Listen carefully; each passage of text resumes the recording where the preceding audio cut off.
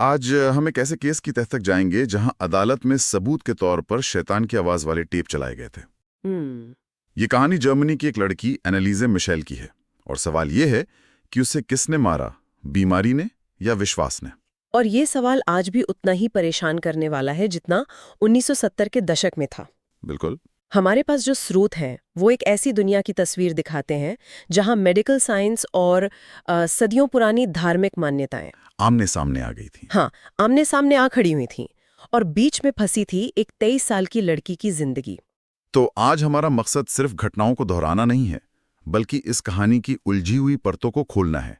हम ये समझने की कोशिश करेंगे कि कैसे एक पढ़ी लिखी लड़की, जिसे डॉक्टरों ने मिर्गी का मरीज बताया था, उसकी हालत को शैतानी कब्जा मान लिया गया। और कैसे उसकी मदद करने की कोशिशें ही उसकी मौत का कारण बन गई। ये कहानी हमें सोचने पर मजबूर करती है कि जब तर्क और आस्था के रास्ते अलग हो जाते हैं तो इंसानियत किस राह पर चलती है। तो चलिए शुरू से शुरू करते हैं। हाँ। कहानी शुरू होती है 1950s के दशक के जर्मनी से। एनेलीज मिशेल का जन्म हुआ था 1952 में। बवेरिया का एक छोटा सा गांव था। और उनका जो परिवार था वो बहुत ज्यादा धार्मिक था, कट्टर कैथोलिक। उनकी पूरी जिंदगी चर्च और प्रार्थनाओं के इर्द गिर्द ही घूमती थी। अच्छा, तो ये माहौल समझना बहुत जरूरी है इस केस के लिए। बहुत जरूरी है। वो एक ऐसा दौर और इलाका था जहां धर्म सिर्फ आप कह सकते हैं रविवार की प्रार्थना तक सीमित नहीं था, रोजमर्रा की जिंदगी का हिस्सा था। बिल्कुल, जिंदगी का हर फैसला उसी के आधार पर लिया जाता था। और एनेलीज बचपन से ही एक शांत और धार्मिक लड़की थी। पियानो बजाती थी, पढ़ाई में भी अच्छी थी। टीचर बनना चाहती थी, है ना? हाँ, टीचर बनना चाहती थी। सब कुछ बिल्कुल सामान्य था। लेकिन फिर 1968 में जब वो सिर्फ 16 साल की थी, उसकी दुनिया हिल गई। उसे पहली बार एक भयानक दौरा पड़ा, एक सीजर। उसका शरीर बुरी तरह कांपने लगा और वो बेहोश हो गई। जाहिर है परिवार घबरा गया और उसे डॉक्टर के पास ले गया। और शुरुआती जांच के बाद डॉक्टरों का निदान बिल्कुल साफ था। क्या था निदान? टेम्पोरल लोब एपिलेप्सी, यानी मिर्गी का एक प्रकार। ये एक न्यूरोलॉजिकल समस्या है जिसमें दिमाग के एक हिस्से में असामान्य इलेक्ट्रिकल एक्टिविटी होती है। तो शुरुआत में मामला पूरी तरह से मेडिकल था, एक बीमारी थी और उसका एक वैज्ञानिक इलाज था। बिल्कुल। उसे एंटी कन्वल्सेंट दवाइयां दी गईं जो मिर्गी के इलाज के लिए एक स्टैंडर्ड प्रोसीजर है। और सबको उम्मीद थी कि अब सब ठीक हो जाएगा। हाँ, परिवार को और खुद एनालिजे को भी। उन्हें लगा कि दवाइयों से सब ठीक हो जाएगा और जिंदगी वापस पटरी पर आ जाएगी। लेकिन ऐसा हुआ नहीं। यहीं से चीजें बिगड़नी शुरू होती है ना? हाँ, बिल्कुल। दवाओं का असर नहीं हो रहा था। असर नहीं हो रहा था, बल्कि हालत और खराब हो रही थी। उसे दौरे तो पड़ ही रहे थे, लेकिन अब उसके साथ कुछ और भी भयानक होने लगा था। जैसे कि उसे विजुअल और ऑडिटरी हेलुसिनेशंस होने लगे। उसे डरावनी शक्लें दिखाई देती थीं और अजीब आवाजें सुनाई देती थीं। और वो भी खासकर जब वो प्रार्थना करती थी। हाँ, यही तो सबसे अजीब बात थी, प्रार्थना के वक्त। ये तो बहुत ही अजीब है क्योंकि उसका पूरा जीवन ही प्रार्थना और धर्म के आसपास था। यही इस कहानी का सबसे बड़ा मोड़ था। जो धर्म उसे सुकून देता था, अब वही उसके डर का स्रोत बन रहा था। हमारे स्रोत बताते हैं कि उसे फर्श से राक्षसों के चेहरे झांकते हुए दिखाई देते थे। उसे लगता था कि कोई शैतानी शक्ति उसे देख रही है। उसे नर्क की सड़ांध महसूस होती थी। और वो चढ़ जाने से भी डरने लगी थी। हाँ, वो चढ़ जाने से डरती थी। पवित्र पानी या क्रॉस जैसी चीजों को देखकर चीखने लगती थी। सुनकर ही रोंगटे खड़े हो जाते हैं। एक लड़की जो अपने धर्म से इतनी जुड़ी हुई थी, उसी से डरने लगी। ये उसके मन पर कितना बड़ा बोझ होगा। बहुत बड़ा। और परिवार के लिए भी ये समझना नामुमकिन था। उनके लिए तो इसका एक ही मतलब हो सकता था। बिल्कुल। अगर विज्ञान यानी दवाइयां काम नहीं कर रही और समस्या धर्म से जुड़ी चीजों को देखकर बढ़ रही है तो ये कोई दिमागी बीमारी नहीं है। हाँ, बल्कि कोई आध्यात्मिक हमला है। यहीं से शैतानी कब्जे का शक उनके मन में गहराने लगा। लेकिन एक मिनट, क्या उन्होंने डॉक्टरों को पूरी तरह से छोड़ दिया था या वे दोनों रास्ते एक साथ आजमा रहे थे? नहीं, डॉक्टरों को छोड़ा नहीं था, कम से कम शुरुआत में तो नहीं। उसे अलग अलग क्लिनिक में ले जाया गया, दवाइयां बदली गईं, लेकिन कोई फायदा नहीं हुआ। हालत बिगड़ती ही गई। हाँ, 1973 तक आते आते वो गहरी डिप्रेशन में जा चुकी थी और आत्महत्या के बारे में भी सोचने लगी थी। तो जब मेडिकल साइंस के सारे रास्ते बंद होते दिखे, तब परिवार ने पूरी तरह से चर्च की ओर रुख किया और उन्होंने चर्च से एग्जॉर्सिज्म यानी भूत उतारने की प्रक्रिया के लिए अनुमति मांगी। हाँ, लेकिन ये इतना आसान नहीं था। कैथोलिक चर्च 20वीं सदी में एग्जॉर्सिज्म की अनुमति बहुत मतलब सोच समझकर और दुर्लभ मामलों में ही देता है। तो उनके शुरुआती अनुरोध तो ठुकरा दिए गए थे। हाँ, स्वीकार कर दिए गए।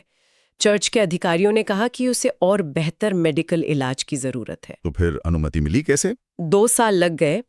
इस बीच एनालिस की हालत और भयावह हो गई। उसका व्यवहार हिंसक होने लगा था। मकड़ियां और कोयला खाती थी। हाँ, और अपने ही पेशाब को फर्श से चाटती थी, घंटों तक भौंकती और चिल्लाती थी। ओह। तो परिवार ने 2 स्थानीय पादरियों, अर्नस्ट आल्ट और आर्नोल्ड रेंसे से संपर्क किया। और उन्हें यकीन हो गया था कि ये शैतानी कब्जा ही है। हाँ, उन्हें यकीन हो गया कि ये शैतानी कब्जे का एक क्लासिक मामला है। उन्होंने चर्च के बिशप को उभयस्वीक किया और आखिरकार 1975 में एग्जॉर्सिज्म की आधिकारिक अनुमति मिल गई। और इसके बाद जो हुआ वो शायद इस कहानी का सबसे अंधेरा अध्याय है। ये कोई 1-2 बार की प्रक्रिया नहीं थी। बिल्कुल नहीं। सितंबर 1975 से जून 1976 तक करीब 10 महीनों में एनालिसे पर 67 बार एग्जॉर्सिज्म के सत्र किए गए। 67 बार? हाँ, हर हफ्ते 1 या 2 बार और हर सत्र 4 से 6 घंटे तक चलता था। 4 से 6 घंटे? ये तो शारीरिक और मानसिक रूप से किसी भी इंसान को तोड़ देने के लिए काफी था। बिल्कुल। इन सत्रों में होता क्या था? हमारे स्रोतों में इसका काफी विस्तार से जिक्र है और ये काफी परेशान करने वाला है। बहुत ज्यादा। इन सभी 67 सत्रों की ऑडियो रिकॉर्डिंग की गई थी। अच्छा, टेप्स भी हैं? हाँ, लगभग 42 घंटों के टेप्स मौजूद हैं। इन टेपों में एनालिसे को अलग-अलग मतलब गहरी और कर्कश आवाजों में बात करते सुना जा सकता है। और वो दावा करती थी कि उसके अंदर एक नहीं बल्कि 6 शैतानी आत्माएं हैं। 6 आत्माएं, हाँ। कौन कौन? उसने उसने नाम भी लिए। लूसिफर, केन, यहूदा इस्करियोती, नीरो, हिटलर। हिटलर भी? हाँ, और एक बदनाम पादरी फ्लैशमैन। ये बहुत अजीब मिश्रण था, बाइबल के खलनायक, इतिहास के तानाशाह और एक स्थानीय पापी। और वो इन सब की आवाज में बात करती थी। हाँ, वो इन अलग-अलग किरदारों की आवाज में बात करती थी और पादरियों के सवालों का जवाब देती थीं। ये सुनना भी अविश्वसनीय लगता है। उसके शरीर पर इसका क्या असर हो रहा था? क्योंकि ये सत्र तो काफी हिंसक भी होते होंगे। बहुत ज्यादा। उसे जंजीरों से बांधना पड़ता था क्योंकि वो खुद को और दूसरों को चोट पहुंचाती थी। लेकिन सबसे विनाशकारी फैसला तो उसका खुद का था। हाँ, उसे ये विश्वास हो गया था कि भूखे रहने से उसके अंदर की शैतानी ताकतें कमजोर हो जाएंगी। और उसने खाना पीना लगभग बंद ही कर दिया। पूरी तरह से बंद कर दिया। हमारे स्रोतों में एक जगह यह भी लिखा है कि उसने एक दिन में 600 बार जेनुफ्लेक्शंस किए, मतलब घुटनों के बल झुकना। हाँ, जिससे उसके घुटनों के लिगामेंट्स टूट गए थे। ये शारीरिक रूप से लगभग असंभव लगता है। हाँ, ये उसके शरीर पर हो रहे अत्याचार की एक भयानक मिसाल है। वो चरम दर्द में थी। उसका शरीर जवाब दे रहा था, लेकिन उसके आसपास के लोगों को लग रहा था कि ये उसकी आत्मा को बचाने की एक जरूरी प्रक्रिया है। वो उसकी चीखों को शैतान की चीखें मान रहे थे। हाँ, और उसके दर्द को एक आध्यात्मिक शुद्धि। और फिर 1 जुलाई 1976 को सब कुछ खत्म हो गया। एनालिसे मिशेल की मौत हो गई। हाँ, उस सुबह पादरी रेंज ने उसे मृत पाया। मौत से 1 रात पहले उसने अपनी माँ से कहा था, माँ, मुझे डर लग रहा है। मौत के वक्त उसका वजन सिर्फ 30 किलो था। सिर्फ 30 किलो। उसके शरीर पर अनगिनत जख्म थे, घुटने टूटे हुए थे, उसे निमोनिया था और वो कुपोषण और डिहाइड्रेशन की आखिरी स्टेज पर थे। ये एक भयानक अंत था, लेकिन असल में ये कहानी का अंत नहीं था। सही कहा। बल्कि यहीं से कहानी का सबसे विवादास्पद अध्याय शुरू हुआ। आप कोर्ट केस की बात कर रहे हैं ना? हाँ। जहां उसके अपने ही माता पिता और वो दोनों पादरी कटघरे में खड़े थे। एनालिसे की मौत ने पूरे जर्मनी को हिलाकर रख दिया और अधिकारियों ने तुरंत जांच शुरू कर दी। उन पर आरोप क्या थे? आरोप था लापरवाही से हत्या, यानी नेग्लिजेंट होमिसाइड। अब अदालत के सामने एक अभूतपूर्व सवाल था, एनालिसे की मौत का जिम्मेदार कौन है? क्या ये एक मानसिक बीमारी थी जिसका इलाज न करके उसे मरने दिया गया? या ये एक आध्यात्मिक लड़ाई थी जिसमें परिवार और पादरी उसकी मदद कर रहे थे? ये तो आस्था बनाम कानून का सीधा मुकाबला हो गया। बिल्कुल। प्रोसिक्यूशन का क्या तर्क था? प्रोसिक्यूशन का केस बिल्कुल सीधा और मेडिकल सबूतों पर आधारित था। उन्होंने कहा कि एनालिसे गंभीर रूप से बीमार थी। उसे मिर्गी के साथ साथ गंभीर साइकोसिस था। उन्होंने तर्क दिया कि अगर एग्जोर्सिज्म के आखिरी हफ्तों में भी उसे जबरदस्ती अस्पताल में भर्ती करा के ड्रिप लगा दी जाती तो उसकी जान बच सकती थी। हाँ, तो उसकी जान बच सकती थी। उन्होंने कहा कि ये विश्वास के नाम पर की गई एक घोर लापरवाही थी। और बचाव पक्ष यानी डिफेंस ने क्या कहा? ये तो बहुत ही मुश्किल केस रहा होगा उनके लिए। डिफेंस ने एक बहुत ही अलग और चौंकाने वाली दलील दी। उन्होंने कहा कि एनालिजे को उसकी बीमारी के बारे में पता था, लेकिन उसने स्वेच्छा से, अपनी मर्जी से मेडिकल इलाज को छोड़कर एक्सोर्सिज्म का रास्ता चुना। अपनी मर्जी से? हाँ, उनका तर्क था कि वो जर्मनी के युवाओं के पापों का प्रायश्चित करने के लिए ये सब सह रही थी। उन्होंने इसे धार्मिक स्वतंत्रता के अधिकार से भी जोड़ा। और उन्होंने सबूत के तौर पर वो टेप्स भी अदालत में चलाए? हाँ, और ये उस मुकदमे का सबसे नाटकीय पल था। उन्होंने जजों को शैतानी आवाजों वाले वो टेप सुनाए, ये साबित करने के लिए कि ये कोई दिमागी बीमारी नहीं, बल्कि सच में शैतानी कब्जा था। सोचकर ही अजीब लगता है। हाँ, अदालत का कमरा उन भयानक आवाजों से गूंज उठा था। तो आखिर में अदालत किस नतीजे पर पहुंची? फैसला क्या हुआ? अदालत ने मेडिकल सबूतों को तरजीह दी।